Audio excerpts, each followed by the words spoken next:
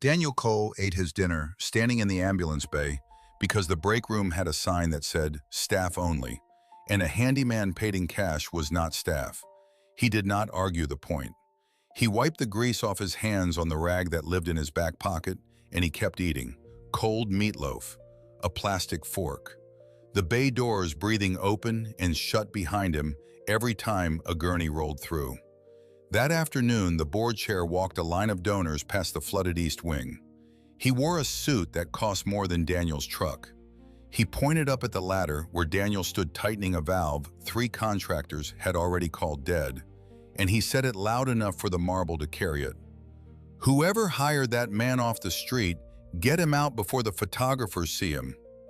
12 people in good suits looked at their shoes. Daniel did not look down. He gave the valve another quarter turn, and the dripping stopped. Later, when the building was dark, he did not sleep in his truck the way everyone assumed he did. He sat alone in the shuttered records office at 2 in the morning, a laptop open, a bank ledger flat on the desk, a lawyer's card propping up his coffee. He was reading a name off an old estate document, an old, official, county-stamped document, and the name on it was one he had not said out loud in years. Cut before you see it. If you've ever been underestimated by someone who should have looked closer, this story is for you. Before we go further, do me one small thing. Subscribe so you're here when the truth lands. And comment the city you're watching from. I want to see how far this one travels. Now, back to Ash Fork. Ash Fork, Ohio is the kind of town you'd miss if you blinked on the county road. One water tower, one diner that still runs on tickets, and one hospital sitting up on the rise like it had been put there to watch over the place. Callaway Regional. Red brick gone soft at the corners, a glass atrium out front that had been the pride of the county in 1971, and a name over the door that used to mean something. It was drowning. Not the flood in the East Wing, though that was real enough. Something slower. Callaway Health Systems, the chain that had grown up out of this one building, was being steered, quietly, expensively, toward a buyout. $180 million. A firm called Halden Partners. And everyone who could read a memo knew what Halden did to county hospitals. They kept the profitable floors. They sold the land under the rest. The ER would be the first thing to go dark. Nora Bishop knew it before most. She'd read it in the way the supply orders got smaller, in the way the good agency nurses stopped coming back. She was 38, a widow, an ER night nurse who worked doubles because there was no one else to cover the floor. She had a way of standing at the foot of a bed that made frightened people believe they'd be all right. Some of the time, she even believed it herself. She met Daniel Cole on his 3rd day. He was on his knees in the East Wing corridor with a wet vac and a headlamp, and the water was ankle deep, and he was smiling at it. Not smiling at her, smiling at the water, the way a man smiles at a problem he already knows how to beat. "You the one they hired for this?" she asked. "I'm the one that took the money," he said. His boots were taped. She noticed that first, the way you notice a thing you're not supposed to stare at. Silver duct tape wrapped twice around the toe of the left one, where the sole had started to walk away from the leather. His coat was thin for October. His hands were the hands of a man who had used them his whole life. And his face was calm in a way that didn't fit the water rising around his knees. "3 companies looked at this and quit," she said. "They looked at the ceiling," Daniel said. "The problem's under the floor." He was right. She didn't know that yet, but she'd learn it. He was right about the floor, and about the valve, and about the pipe run that the original blueprints put in one place and the actual builders had put in another. He seemed to know the building better than the building knew itself. She figured it was just what men like him did. Notice things, fix things, live small and quiet and out of the way. That first week, she started leaving him food. It began by accident. There was a tray in the cafeteria, a patient meal that got sent up and refused, and it was going in the trash. And she thought of the taped boots and the thin coat, and she carried it down to the East Wing instead. Turkey and gravy, a carton of milk, a little cup of peaches in syrup. "You eat?" she asked, setting it on an overturned bucket. He looked at the tray a long moment. Something moved behind his eyes and she couldn't read it. If she'd been able to read it, the whole story would have ended right there. But she couldn't. So she saw what she expected to see. A hungry man being offered a meal. "Thank you," Daniel said. And he ate every bite, standing up. And he washed the tray in the utility sink after and set it to dry. And that told her more about him than anything. A man with nothing who still washed the dish. After that, it was a habit. A coffee when she made her own. A sandwich she said she wasn't going to finish. She assumed he slept in his truck out in the far corner of the lot, the one nobody used. And she never asked, because asking would have taken his dignity. And she had watched too many people lose theirs in that building to take anyone's on purpose. She just left the food. She thought she was being kind to a man who had nothing. She was being kind to the one man in Ashfork who could have bought the whole county and not felt it. Daniel Cole was born Daniel Calloway. The name over the atrium door was his father's. And the reason nobody in that hospital knew it was the reason he was there at all. But you get ahead of a story like this, and it stops being fair. Let it come the way it came. The children's ward was on the second floor, west side, away from the flood. Daniel wasn't hired for the second floor. He had no business up there. But he was carrying a length of copper pipe back to his truck one evening when he passed an open door and heard a small voice arguing with a window. The boy was maybe 6. Leukemia, though Daniel didn't know that. He knew the window. It was the crank kind, the old awning latch, and the crank had stripped and the window had stuck open 2 inches, and October was coming in cold across the boy's bed, and the boy was trying to reach it and couldn't, and a nurse had said someone would come, and no one had come because there was no one left to come. Daniel set down the pipe. "You mind if I take a look at that?"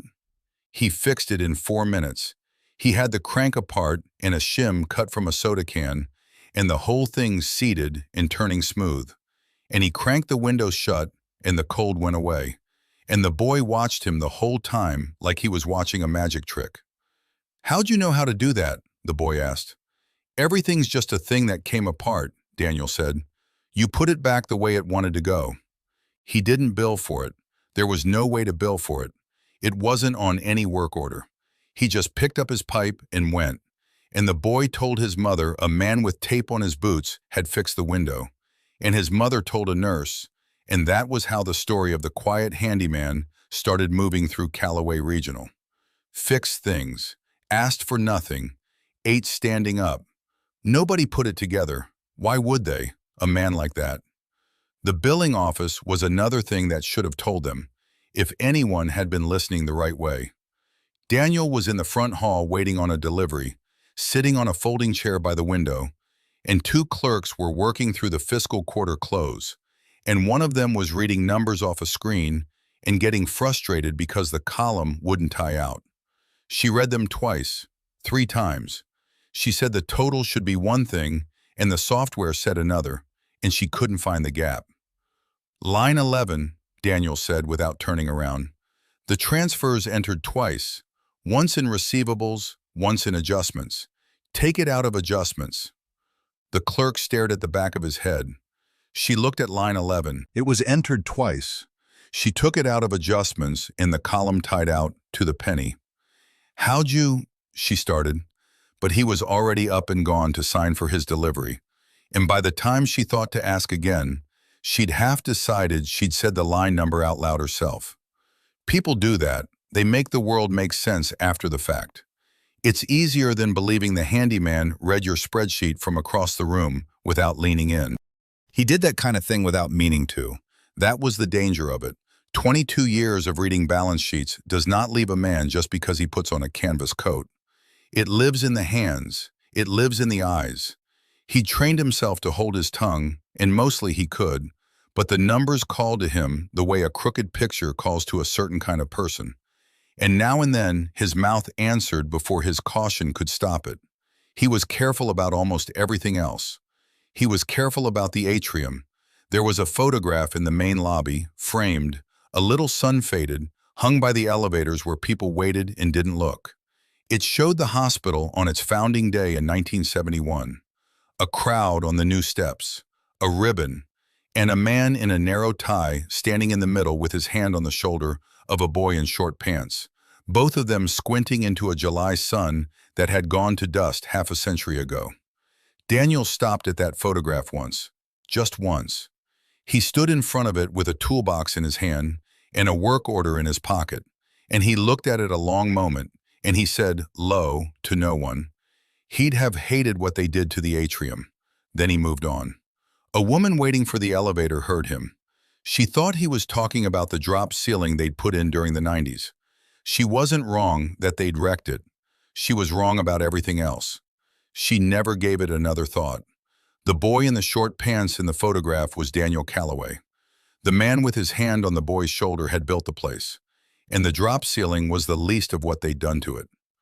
Vaughn Sterling ran Calloway Health Systems the way a man drives a car he's already sold. He was 56. He'd been board chair for 11 years, and interim CEO for 2, and he'd never once worked a shift in a hospital in his life. He called the nurses floor staff. He called the doctors providers. He called all of them, in the closed meetings, overhead. He wore his hair the way men wear their hair when they've decided the world is a room they're the most important person in, and he was not, as it turned out, wrong very often. People had let him be right for a long time. He had a plan, and the plan was hauled in. Push the buyout through the board, close the sale, take the fee and the golden parachute, and be gone before the county understood what it had lost. He talked about it in the language of rescue, consolidation, efficiencies, a partner with the capital to modernize. And when he needed the room to feel good about tearing the heart out of Ashfork, he'd say the word sustainability, and everyone would nod, because it is a very hard word to argue with. There was only one thing Vaughn Sterling was afraid of, and he was so sure it was buried that he'd stopped being afraid of it years ago. It was a file, an old estate file from when Calloway Health had passed from its founder to the board. There was a signature on it, and Sterling had reasons, good, specific, sleepless reasons, to hope no one ever read that signature too closely. He was certain the only man who might have cared was long dead. The donor tour was Sterling's idea. Bring the money in, walk them through, let them see the good work, and get the pledges signed before the Halden vote so the board would feel like heroes instead of undertakers. He picked a Thursday. He picked the good weather. He did not, it turned out, pick the flood, because the shortest route from the atrium to the new cardiac suite ran along the edge of the east wing, and the east wing was where the water had been, and the water was Daniel. They came around the corner, 12 of them, Sterling in front walking backward the way tour guides do, one hand out at the corridor like he was presenting it, and there was Daniel, up a ladder, in his taped boots, in his thin coat, sleeves shoved up, both hands on a valve, and the light catching the grease on his forearms, and a pump running somewhere out of sight. Sterling stopped walking backward. For a second, the tour just looked. And what they saw, honestly, was a hospital fixing itself. A man doing hard work in a hard place. If Sterling had been a different man, he'd have let it be a good moment. Look, he could have said, even now our people show up. Instead, he saw a stain on his photograph.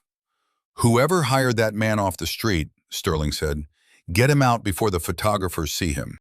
The words went up the marble and hung there. Daniel did not come down. He did not turn. He gave the valve another quarter turn, the way you'd finish a sentence you'd started, and the drip that had been ticking against the plywood below him stopped. Just stopped. He wiped his hands on the rag, and only then did he look down, once, at the man in the good suit, with an expression that a smarter man than Sterling would have found himself lying awake about. It wasn't anger. Anger Sterling could have handled. It was something closer to a man reading a number that's entered twice. The donors moved on. Sterling herded them past. A woman near the back murmured that the poor man was only working, and Sterling said something smooth about liability and insurance and moved her along. And the tour went into the cardiac suite, and the doors shut, and Daniel Cole climbed down off his ladder in a hallway that had gone very quiet. Nora had come around the far corner in time to hear it. She was still in it, still burning, when she crossed to him. "You shouldn't have to take that," she said. "I didn't take anything," Daniel said. He was coiling the pump hose over his shoulder. "He just showed everybody in that hall exactly who he is. That's not a thing I took. That's a thing he gave away for free." She didn't understand him. It was too calm. Most men would have been shaking. She put it down to a lifetime of being talked over. Another thing to pity. She helped him carry the wet vac to the truck, and she didn't see him stop at the row of chairs by the wall where the tour had waited. And she didn't see him pick up the sheet of paper that had been left on one of them, forgotten, face down. A printed board resolution. Next meeting's agenda. Sterling's own copy, set down and never picked back up. Daniel folded it in half. He folded it again. He put it in the inside pocket of the thin coat against his chest, and he carried it out to the truck like it weighed something. Because it did. That was the loudest the misjudgment ever got in public. A man thrown out in front of his own building with his own name over the door, and not one soul in that hall knew it. If the story had a bottom, that was the bottom. Everything after was the long way back up.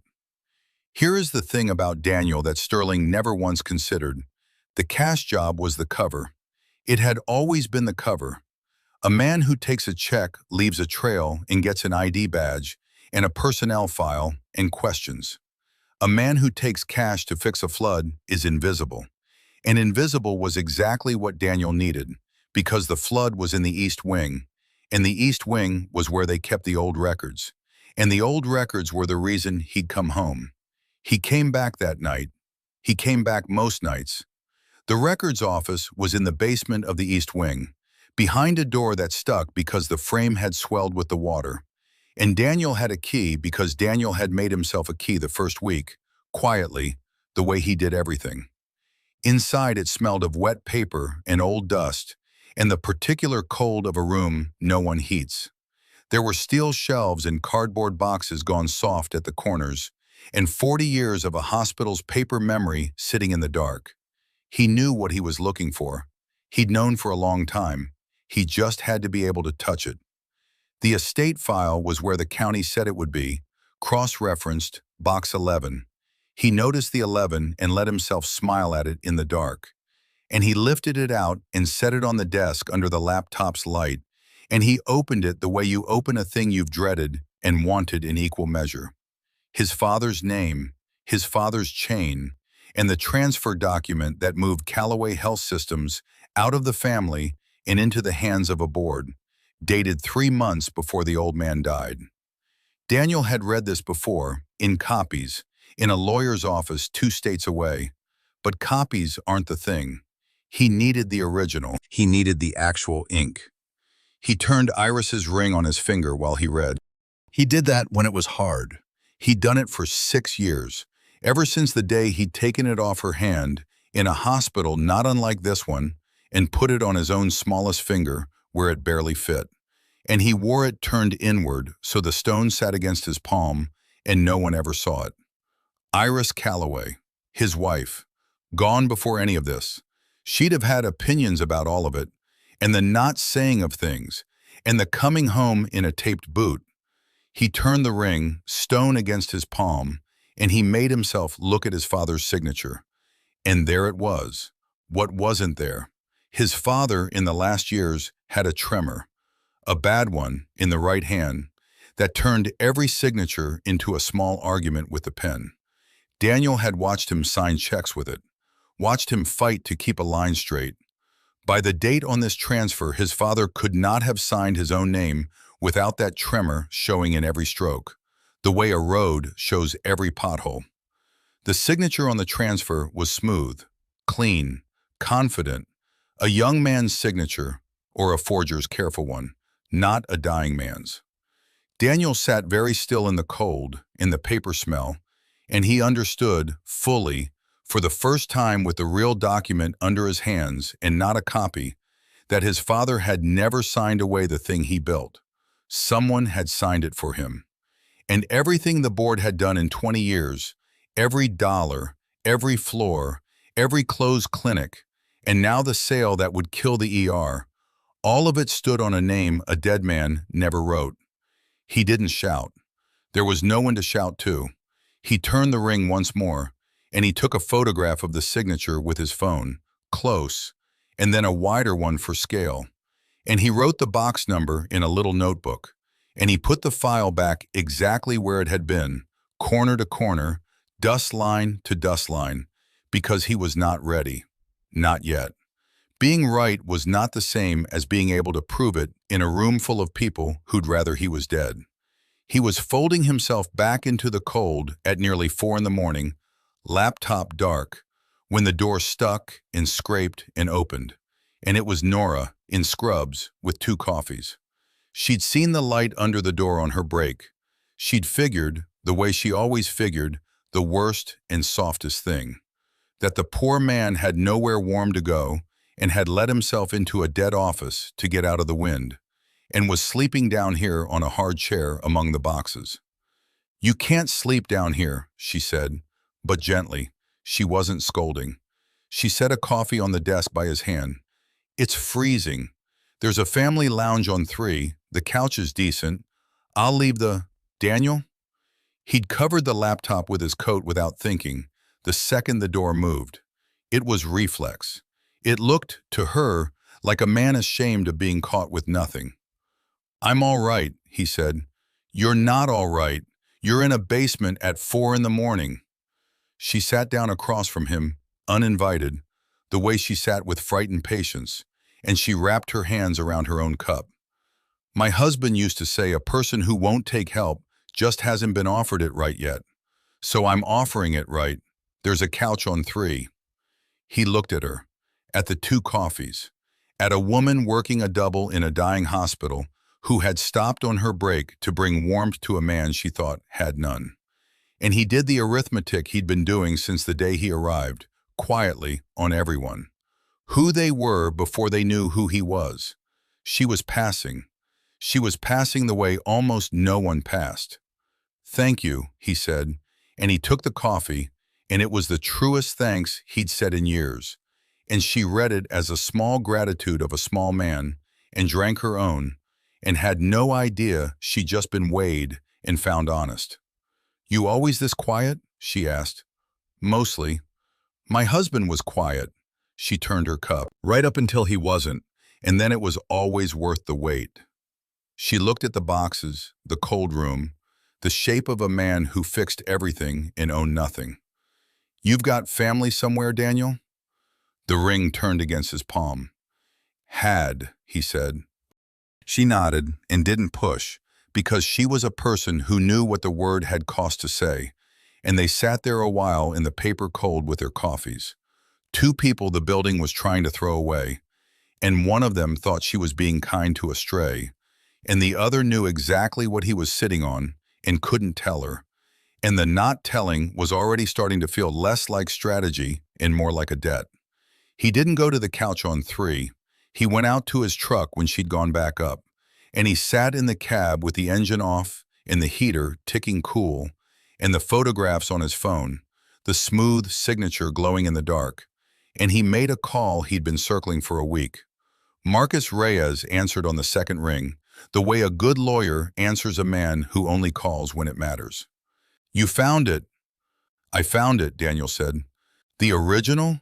Ink on paper? In the building?" "Box 11. His hand never touched it, Marcus. The tremor's gone. It's clean. It's too clean." There was a silence on the line that was Marcus Reyes choosing his words, because Reyes was the only man alive who knew who Daniel Cole really was. And Reyes had waited a long time for this call. "Then we can file," Reyes said.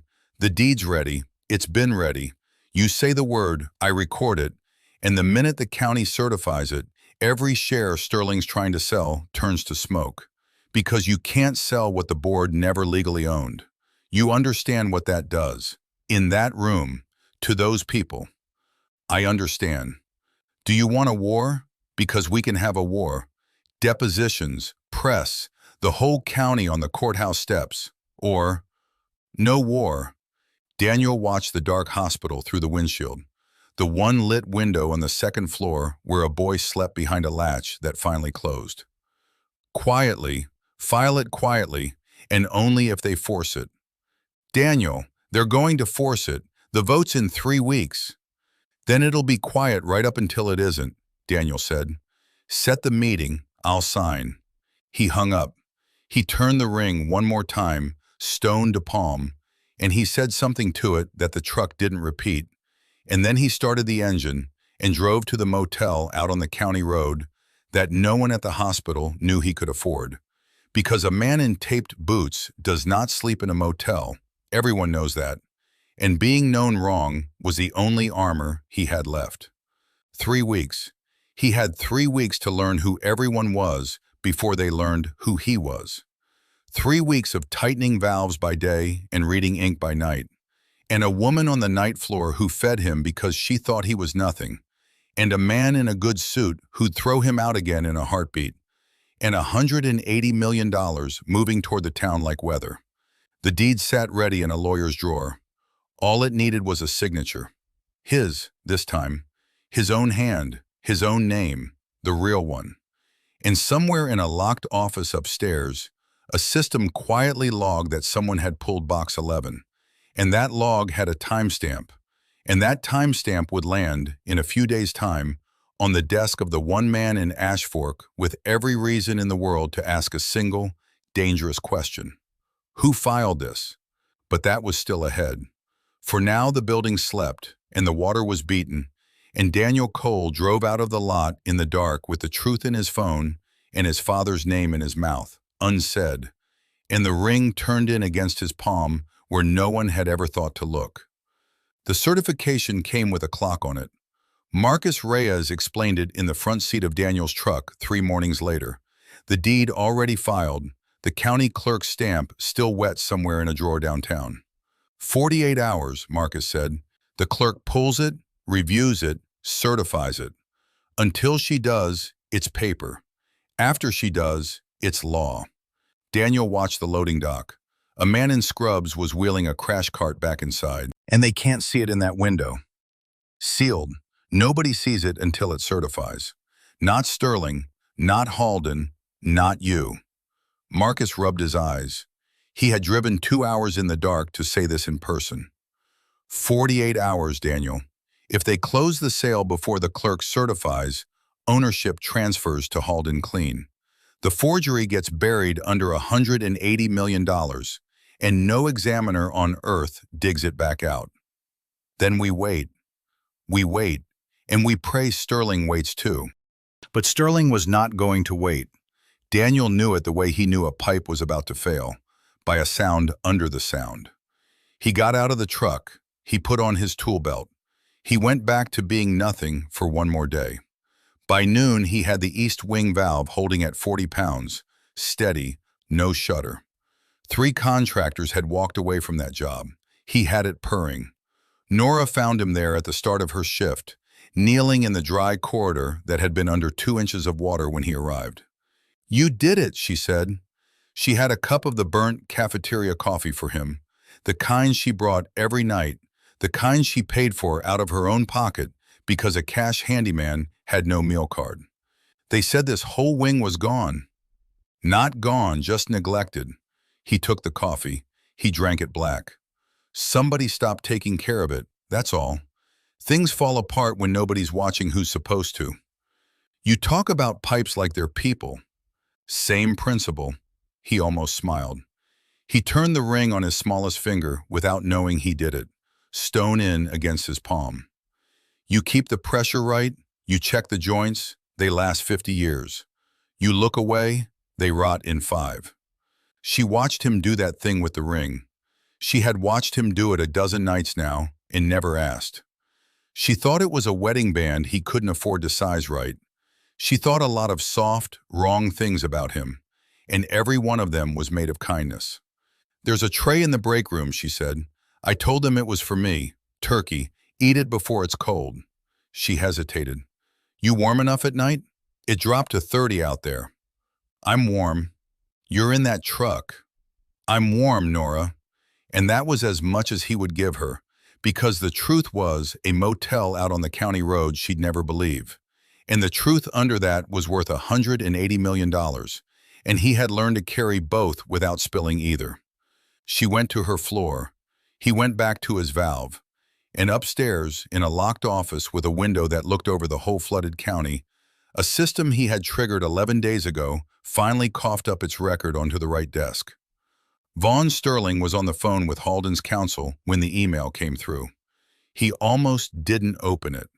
Records Department automation, low priority, a maintenance flag. He opened it because he opened everything, because a man does not steer $180 million through a dying town by ignoring the small print. Box 11, pulled, time-stamped, basement records, East Wing, the old estate files nobody had touched in 22 years. Sterling read it twice. He set the phone down without saying goodbye. "Who filed this?" he said to the empty office. Not who pulled it. His mind was already 3 moves past pulling. Somebody had gone into the estate file.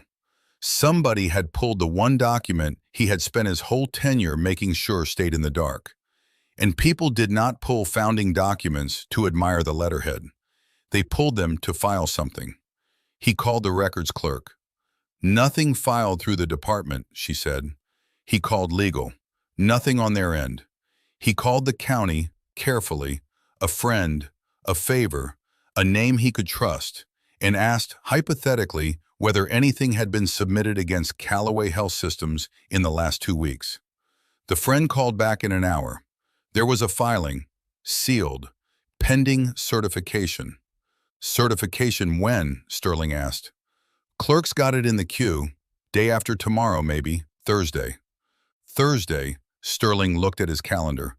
The Halden vote was set for Friday. The board would convene, accept the buyout, close the sale, and Callaway Health Systems would become a line item in a portfolio 2 states away. Friday. He had a day. Whatever was sealed in that filing, it would open Thursday, and if it opened before the sale closed, it could stop the sale. He didn't know what it was. He didn't need to know. He only needed the sale to close first. He picked the phone back up. "Move the vote," he told his secretary. "Emergency session, Thursday morning. I don't care who's traveling. Tell them Halden's threatening to walk if we don't close early. Tell them anything. Get them in the room Thursday at 9. Then he sat back, and he did the thing that would damn him, though he thought it was the thing that would save him. He told the front desk to flag one name, the handyman, Cole, the one from the flooded wing. "If he shows up at this building Thursday, he doesn't come in. Not the lobby, not the dock, not the parking lot. I want him off the property before the board arrives." He couldn't have said why. He would never be able to say why. Something in the man's stillness during that donor tour had stayed under Sterling's skin like a splinter he kept forgetting and finding again. A handyman who looked at a balance sheet the way that man had looked at the atrium. He didn't connect it. He just wanted the splinter gone before the most important morning of his life. It was the worst order he ever gave, because it told Daniel exactly what day mattered. The layoff notices went out Wednesday afternoon. Nora found hers taped to the medroom door with 11 others, printed on hospital letterhead, effective the last Friday of the month. Pending restructuring. Thank you for your service. Her hands shook reading it, not for herself, for the 2 new nurses she'd trained who had babies at home, for the night floor that would go from 4 bodies to none. She found Daniel in the ambulance bay eating a sandwich she hadn't brought him, standing up because the break room still said staff only, and a handyman paid in cash was still not staff even now, even at the end. "They're closing us," she said. Her voice cracked on it. "The ER, Friday, it's real. It's actually going to happen." He set the sandwich down on the cold concrete lip of the bay.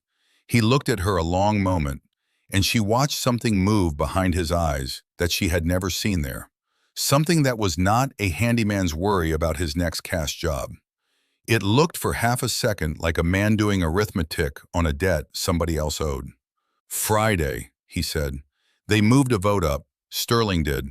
Everyone's saying it's tomorrow now, Thursday morning. They're going to sell us tomorrow. She wiped her face with the heel of her hand, angry at herself for crying in front of him. I don't know why I'm telling you. It's not like you can do anything. It's not like either of us can. God, I'm sorry. You've got your own troubles and here I am. Don't apologize. He picked up the sandwich, folded the paper over it, tucked it in his coat like it was something he might need later. Then he turned that ring on his finger, slow, stone to palm, and he said a thing she would remember for the rest of her life without understanding it until she did. Some things get sold that were never anybody's to sell. He met her eyes. Go to work, Nora. Cover your floor tonight like it matters, because tomorrow it might. She didn't know what he meant. She thought it was a kind man saying a soft, useless thing to a woman who was crying. She went to work. She covered her floor. She had no idea she had just been told the truth. Daniel called Marcus from the county road at midnight. They moved the vote to Thursday, he said, 9 a.m. They're going to close before your clerk certifies. Silence on the line. Then Marcus, wide awake now. That's tomorrow, Daniel. If they close first, when does the clerk certify? I told you, Thursday, but she works at Q. Could be 9, could be noon. There's no guarantee it beats a 9 a.m. vote. Then push her. I can't push a county clerk. You can't. I can't. But the truth can. Daniel watched the dark road. Be at the hospital Thursday at 9 with the certified deed in your hand. If it's certified, we walk in. If it's not, we stall them until it is. But we do it in the room, in front of the board, in front of the donors, in front of every person who watched them throw me out. You want to do this publicly. I want witnesses, Marcus. His voice was very quiet. The kind Sterling can't buy and can't fire. He humiliated me in front of 12 people in suits. I'm going to hand him back the truth in front of all of them, and they're going to watch him try to eat it. And if they barred you from the building, you said he flagged your name. Daniel looked at the ring. Then I'll find a door. Thursday came up cold and clear over Ash Fork. The board arrived at 8:40 in cars that cost more than the nurses made in a year. Halden's people came in a black SUV with a lawyer and a banker and a woman who never took off her sunglasses. The donors trickled in, the same faces from the tour, curious why the vote had jumped a day. Sterling met them all in the lobby under the founding photograph from 1971, shaking hands, name-dropping, calling the buyout a rescue, calling the ER an unfortunate necessity, calling the staff twice overhead. And at the front desk, a security guard held a printed sheet with one name on it. Cole. If he shows, he doesn't come in. Daniel didn't come to the front desk. Marcus Reyes waited in the parking lot with a leather folder against his chest and his phone in his hand, watching a text thread with a county clerk's office refresh and refresh. Not yet. Pending. Not yet. Daniel walked the length of the building in his taped boots, past the loading dock where the guard could see him, past the lobby where the flag was up, to the side door of the East Wing, the wing he had spent 3 weeks repairing. The door with the badge reader he had personally rewired 2 days ago because it had shorted in the flood. He knew that door was live again. He knew whose badge opened it, and he stood outside it in the cold. And he did not have a badge because a handyman paid in cash is not staff, and staff have badges, and he had made sure to stay nothing right up until the last possible second. Nora came off her double at 8:50, dead on her feet, walking out through the East Wing because it was the short way to the lot. She saw him through the glass, standing there, not knocking, just standing, in the cold, in those ruined boots, looking at a door he couldn't open. She pushed it from the inside. Daniel, what are you doing? You'll freeze. Why didn't you? She stopped, something in his face. What's wrong? I need to get into that boardroom, he said, in the next 8 minutes. And they've told the front desk to keep me out. Why would they? She looked at him, really looked the way she never had. And for the first time she saw the thing under the pity, the audit in his eyes, The stillness that wasn't a broken man's stillness at all, but a very steady man's. Daniel, what is this? I can't explain it fast enough to matter. He looked at her badge, clipped to her scrubs. I'm asking you to trust a man you fed for 3 weeks. That's all I've got to give you. That, and a promise that what I'm about to do is the only thing that keeps your floor open. Please.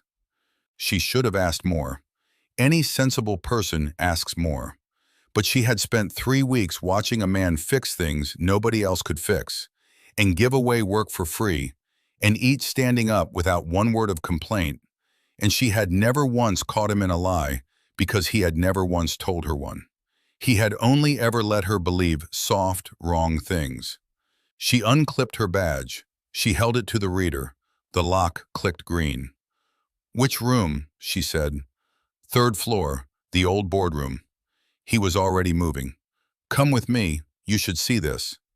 "See what?" "Who I am." Sterling had the vote gavelled to order at 9 sharp.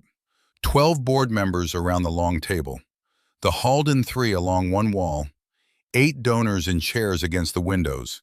The founding photograph enlarged on an easel by the door because Sterling liked the optics of history when he was selling the future.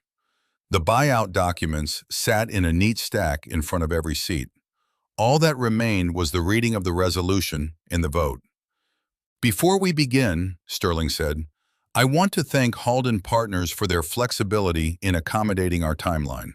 This board has a fiduciary duty to the long-term health of Callaway Health Systems, and sometimes that duty requires difficult, decisive—" The door opened. Daniel Cole walked in. Taped boots, tool belt still on his hip because he hadn't stopped to take it off. Grease on the back of one hand. Behind him, a woman in scrubs who had not slept in 20 hours, and beside him, a man in a gray suit with a leather folder. The room turned. Sterling's face went through 3 colors and settled on white. "Get maintenance out of my meeting," he said. His voice was tight. "I gave explicit instructions. Somebody call security. This man does not belong in this building." "Actually," Marcus Reyes said, stepping to the head of the table, "he owns it." He opened the folder. He set one document on the polished table, turned so the board could read it, and he slid it to the center where the buyout papers sat. "My name is Marcus Reyes. I'm an attorney licensed in the state of Ohio. This is a certified deed, registered with the county this morning at 8:51. He let that land. "It establishes clear title to the land and buildings comprising Callaway Regional Hospital and the assets of Callaway Health Systems. The title holder's name is printed at the bottom. I'd ask someone at this table to read it aloud so there's no confusion later about who heard what." Nobody moved. Then a board member near the center, a gray woman who had served 11 years and never liked Sterling, pulled the deed toward her. She put on her glasses. She read the name at the bottom. Daniel Callaway.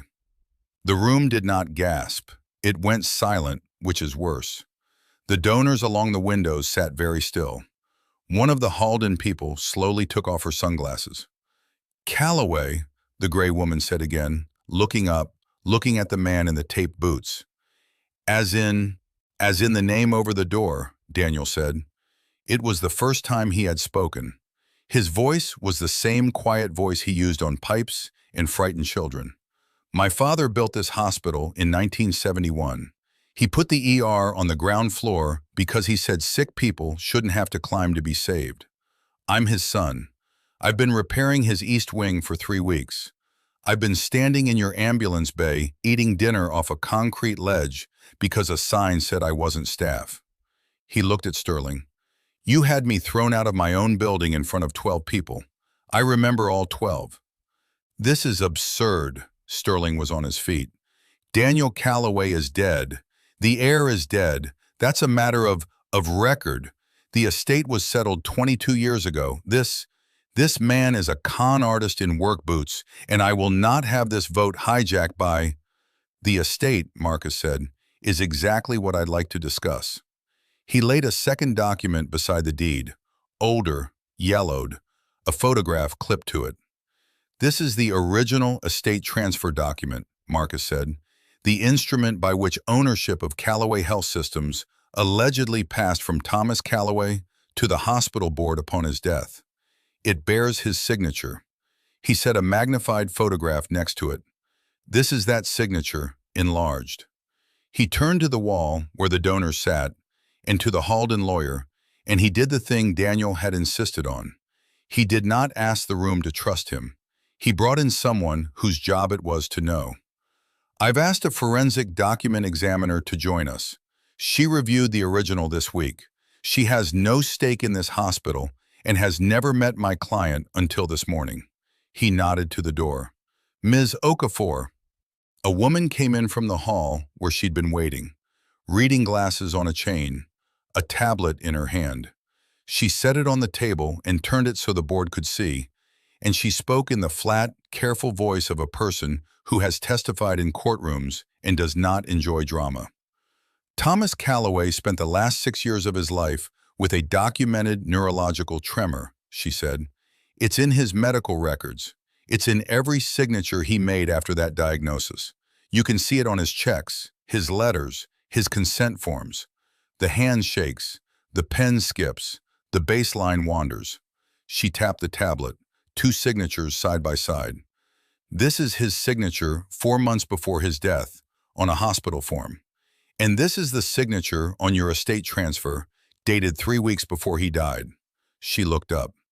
The transfer signature is smooth, controlled, even pressure, clean line, no tremor at all. A man who could not sign his own name to a birthday card without the letters climbing off the line signed a $100 million estate transfer with the steady hand of a 30-year-old.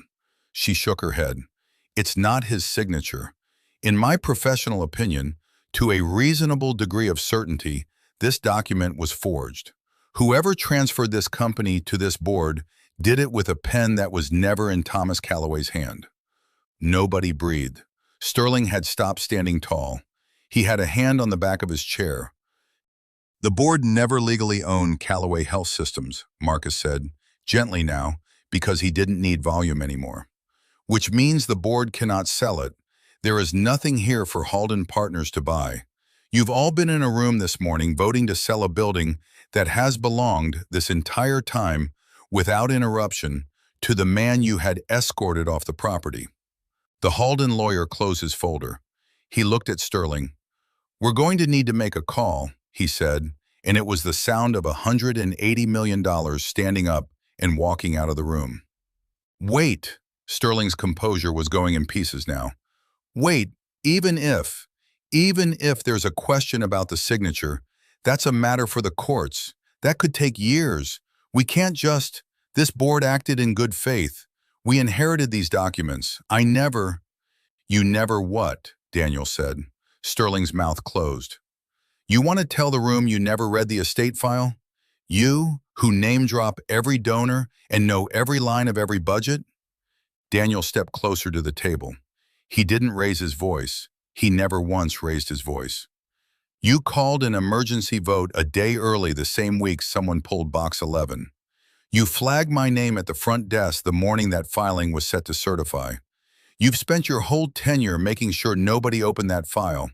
A man who inherited a forgery in good faith doesn't do any of that. He set his grease-marked hand flat on the certified deed. You knew. Maybe you didn't forge it, but you knew what you were sitting on, and you tried to sell it out from under the town before anybody could read the ink. Sterling looked around the table for an ally. The gray woman looked away. The donors looked at their hands. One board member, a young one, quietly slid his copy of the buyout resolution face down onto the table, as if that could unsign a thing he had almost signed. You called them overhead, Nora said. Everyone turned. She was still in the doorway, still in her scrubs, badge back on her chest. She hadn't meant to speak. It came out of her anyway. The nurses, my floor. You stood in that lobby an hour ago and called us overhead. You handed out layoff notices Wednesday and moved a vote to Thursday so we couldn't fight it. Her voice was shaking and she didn't care. And this man, she looked at Daniel, and her face was doing something complicated, grief and disbelief, and the slow arrival of understanding all at once. This man I've been sneaking trays of turkey to because I thought he had nowhere to sleep. He owned the building the whole time. He owned it while you called him trash. He owned it while I felt sorry for him. She put her hand over her mouth. She had fed the one man who could save them. She had pitied the owner of the ground she stood on. And he had led her, night after night, and never corrected her, and taken the coffee, and turned that ring on his finger, and said, "Thank you." "Nora," Daniel said. She shook her head. She wasn't angry. She couldn't find angry anywhere in her. She was just cracked open. The rest of it moved fast, the way these things do once the ground gives out. Halden withdrew before lunch. The board, faced with a certified deed and a forensic examiner's finding, and 8 donors who had watched the whole thing with their own eyes, did the only thing left to do. It recognized Daniel Calloway as the lawful owner of Calloway Health Systems. It was not a generous act. It was arithmetic. But it was done in the room, out loud, with witnesses Sterling couldn't buy. Sterling himself asked to speak, at the end, and Daniel let him, because his father had built a place where sick people didn't have to climb to be saved.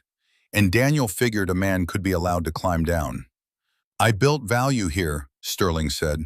"Whatever you think of me, this hospital was insolvent. I found a buyer.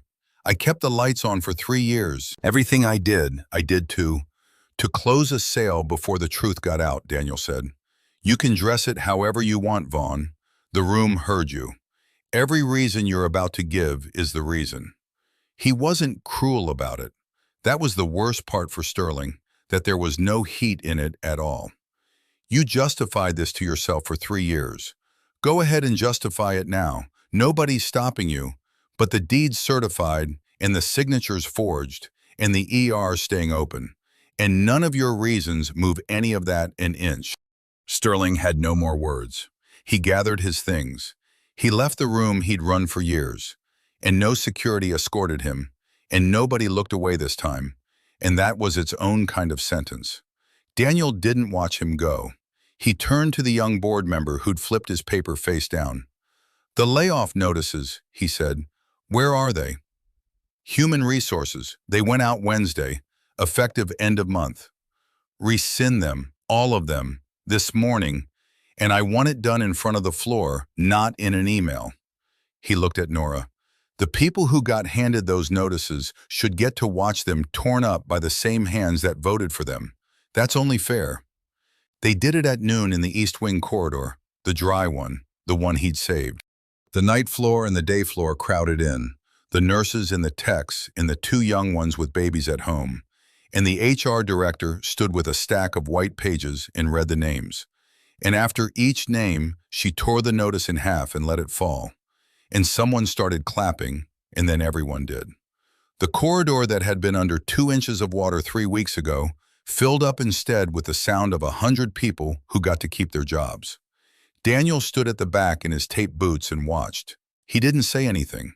He'd learned a long time ago that the best repairs are the ones nobody notices you made. Nora found him there when it was over. They walked out to the ambulance bay because it was the only place either of them could think of. The concrete ledge where he'd eaten his dinner standing up for 3 weeks. They stood in the cold. The sky over Ash Fork had gone that thin winter gold. "Why didn't you tell me?" she said, not accusing, just needing to know. "Because I needed to know who everyone was before they knew who I was." He looked out at the lot, at his old truck. A man walks in as an owner, everybody performs for him.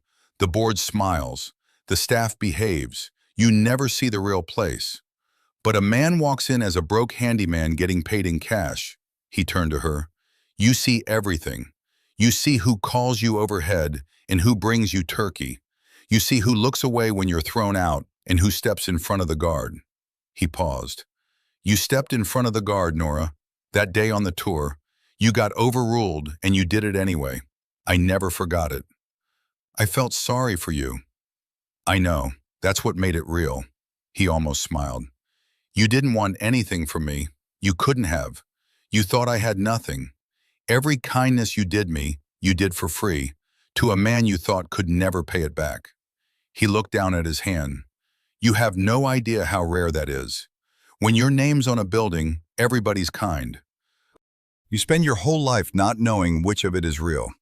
And then a night nurse buys you a coffee out of her own pocket because she thinks you're sleeping in a truck.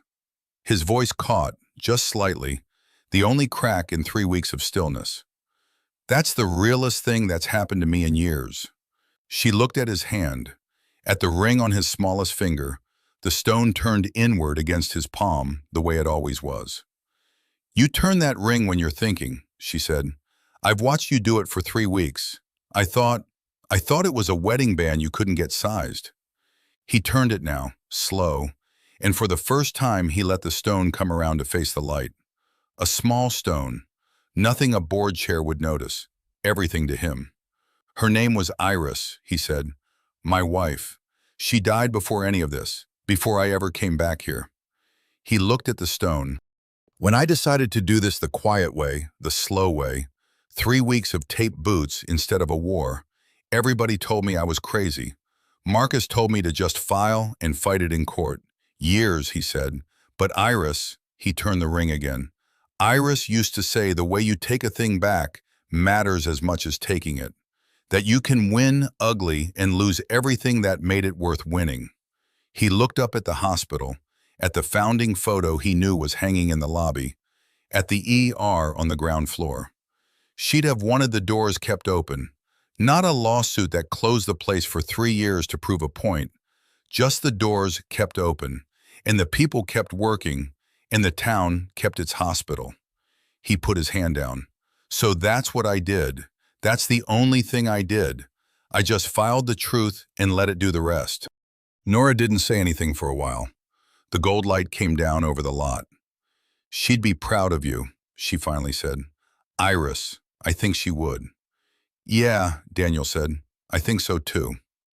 8 months later, the East Wing reopened. They did it in spring, when the county road was lined with the first green, and they took the old founding photograph down from the lobby by the elevators just long enough to clean the glass, and they put his father's name back on the atrium where Sterling had quietly had it changed to something corporate years ago. Thomas Calloway, it read again, in the same letters as 1971. Daniel stood in the lobby the morning they rehung the sign and looked at it for a long time and didn't say what he was thinking, which was that his father would have hated what they did to the atrium and loved what they'd done back. The ER never closed, not for a single night. Nora still ran the night floor, still worked doubles, though there were more bodies to share them now, because the money that would have gone to Halden's shareholders went instead into hiring the nurses the place had bled for years. The 2 young ones with the babies were still there. So were the layoff notices, or the halves of them, framed and hung in the break room by somebody with a sense of humor, over the sign that used to say, staff only, and now just said break room, because the owner had walked in one day, read the sign, and quietly taken it down himself. Vaughn Sterling was gone. There was an investigation, and lawyers, and things that took months and made no good headlines. Daniel didn't chase him. He didn't have to. The forgery was certified fact, and the deed was law, and the truth, once it was out of box 11 and into the daylight, did all its own work. When someone on the board asked, that spring, what had finally happened with the old chairman, one of the older members gave the only answer the story needed. The board found new overhead to trim, she said, itself. And Daniel Calloway, owner of a hospital chain, worth more than the town could count, still came in through the side door most mornings in the same taped boots, because he'd never gotten around to buying new ones. And, if he was honest, because he liked them.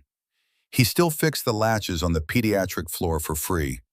There was a boy up there once, the first week, 6 years old, whose window latch wouldn't close, and Daniel had fixed it before anyone knew who he was, back when he was nobody, and he never stopped.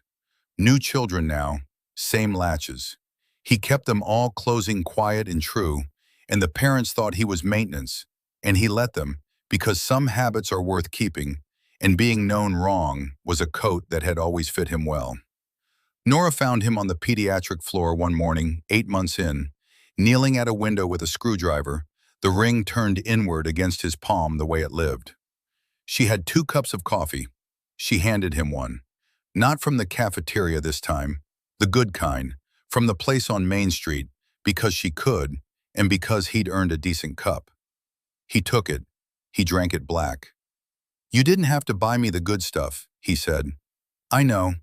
She sat on the little windowsill bench built for children and watched him work. "That's why I did." There was no pity in it now. That was the difference, and they both felt it, and neither of them said it, because it didn't need saying. She'd been kind to him when she thought he was nothing.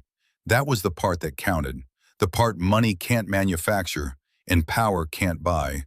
The small, free kindness done in the dark to a man in ruined boots who could never pay it back. She just hadn't known he'd remember it the rest of his life. He got the latch to close. He tested it twice, the way he tested everything, once to be sure and once to be sure again. Then he stood and his knees cracked, and he looked out the clean window at the town his father built the hospital for, spread out green and small under a spring sky, and he turned Iris's ring one last time so the stone faced the light. "Doors stay open," he said, "to the ring, to the room, to nobody, and to her." "Doors stay open," Nora agreed. And downstairs the ER hummed and the founding photos shone, and a name was back on the atrium where it belonged. And a man who could have won ugly had chosen, instead, to just quietly tell the truth and keep the latches closing. If you've ever been underestimated by someone who should have looked closer, you already know how this one felt. Tell me the city you're watching from. I want to see how far this story travels.